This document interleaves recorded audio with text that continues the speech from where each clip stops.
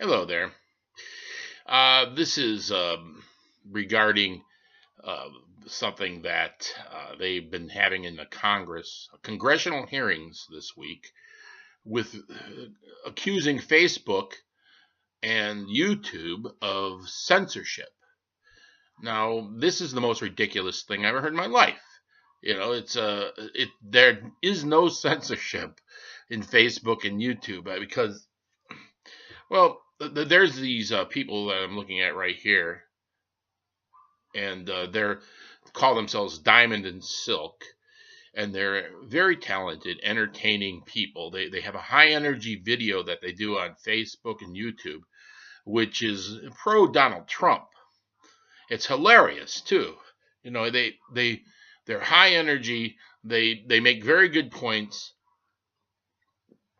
And they say that they're being censored on Facebook and YouTube because there's algorithms, according to them, that are being written so that it blocks out any of the right wing content or most of the right wing content. And then they make points like, they have 2 million followers, and they have all these people that are supposed to be getting it as a recommended thing on YouTube, but they don't get it as recommended on YouTube because it's said to be what they are supposed to algorithms cut out all the right wingers.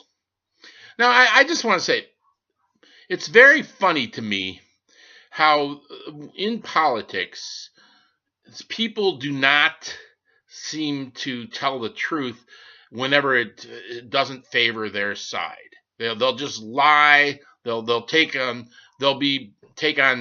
their principles according to whether or not their side is going to win or not. That's what they seem to do a lot in politics. It's like playing cards. You just follow suit. It doesn't matter whether or not there's any reality or truth to what you're saying. It's all about winning. And I give this example because, we've been through this before. Back in 1949, Harry S. Truman, who was a Democratic president, passed with his Federal Communications Commission, started up this idea called the Fairness Doctrine. And the Fairness Doctrine essentially was about if you had, well, there were public airwaves that were licensed to different individual companies. And if you were given a license, then you had to follow what the Federal Communications Commission set up as policies. And in many communities, there was only one television station, and there were only a couple of radio stations. So if a person came on to a television station and started talking in favor, let's say, of the Republican candidate for the Congress, then according to the Fairness Doctrine, the other side, the Democratic candidate, had to be given equal time to be able to state his opinion as well. Or if you're an anti-gun person, then the pro-gun people would have to come on, and so on and so on. And that was a rule that was passed because the airwaves, the public airwaves, are public. They go everywhere. They go through your house. They go through your body. If you pick it up on your television in your house, then you have no choice pretty much in those days. But now, well, let me just point out the next thing that happened.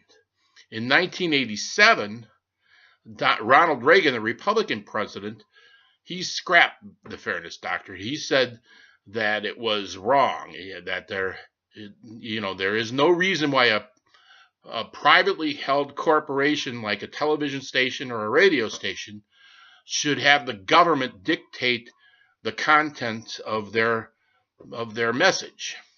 So he's got rid of he said that's just big government controlling the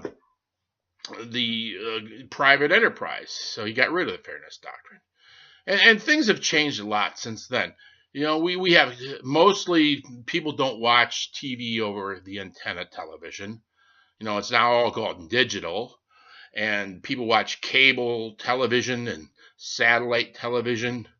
And of course, they have all this, streaming television, whether it's over your Roku and your Sling and your Hulu and all that, and Netflix, and yes, Facebook and YouTube. And what kills me is Facebook and YouTube are actually free. So if you pay for the streaming service, the online internet, and you can just dial up Facebook and free and YouTube for nothing.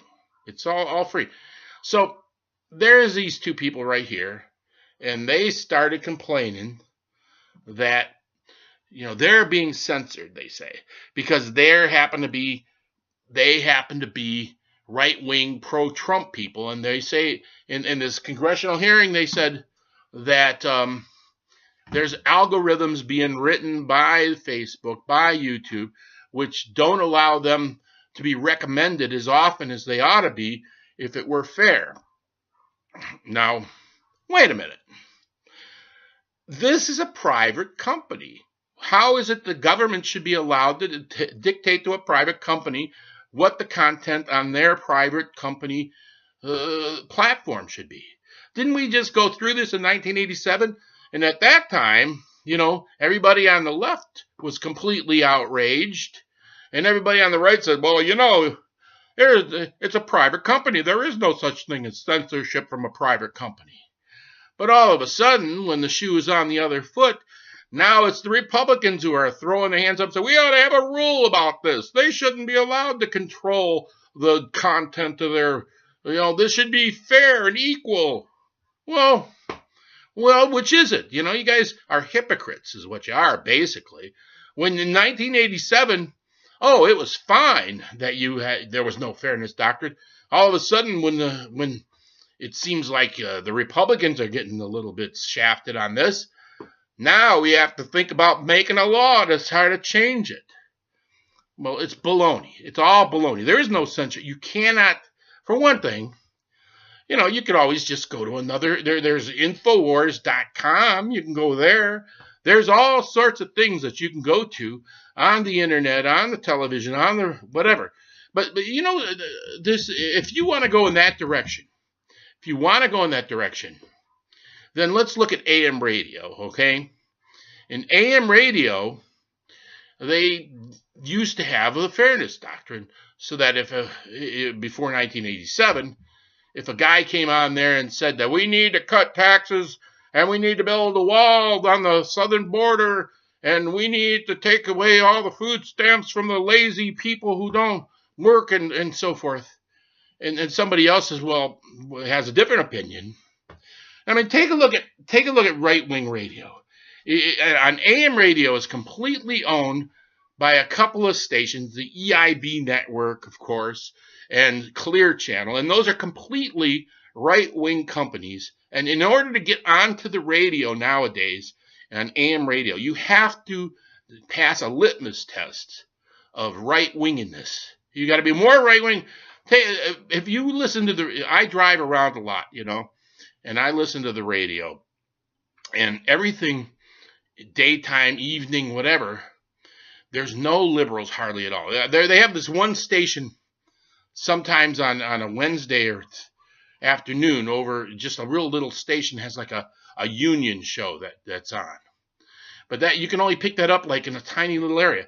But nationwide, everywhere you go, there are AM radio stations broadcasting right-wing, Republican, far right-wing, each other. Look at it.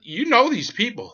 There's guys like John Batchelor, Glenn Beck, Bill Benedict, George Norrie, Sean Hannity, Hugh Hewitt, Laura Ingraham, Alex Jones, Mark Levin, G. Gordon Liddy, Rush Limbaugh, Michael Medved, Dennis Miller, Bill O'Reilly, Michael Savage. I mean, there's just one right after another of these people who are right-wing radio on the AM, and it's a couple of corporations that control the AM radio. There's like I say, EIB and Clear Channel. And now all of a sudden, these same people are probably on AM radio complaining about Facebook and YouTube censoring. Well, what the heck, you know? What's sauce for the goose is good for the gander, I think. If you guys are such advocates of equal free speech and fairness, then Clear Channel ought to have it 50% of their content should be left-wing radio. That's for every bit of right-wing. All those people right there that I just mentioned, they should have another person right after them that's a left-wing radio station host. That would be fair. Of course, that's not going to happen. I challenge, I need a better job, I think, you know. I challenge Clear Channel or EIB to put me on for 3 or 4 hours a day. I can do it. You know, I'm a liberal. I can do it. I can be the one who stands up to these people and gives the opposite viewpoint. But of course, that's not going to happen because you have a private company and there's nobody that's going to control your content.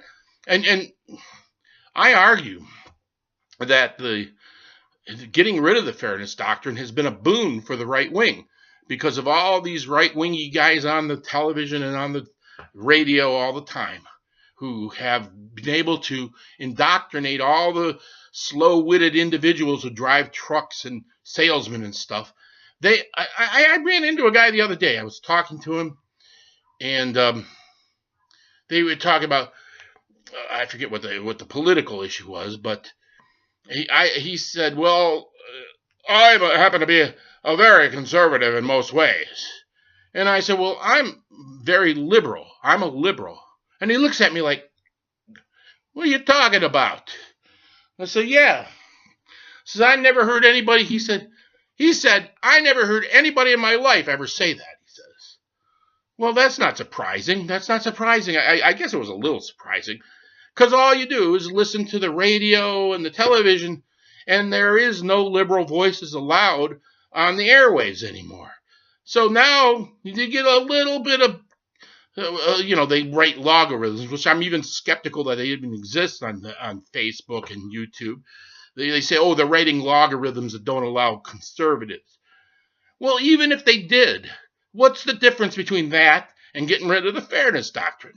They have no right to tell us or tell a private company what the content of their business should be. Just like they said back in 1987.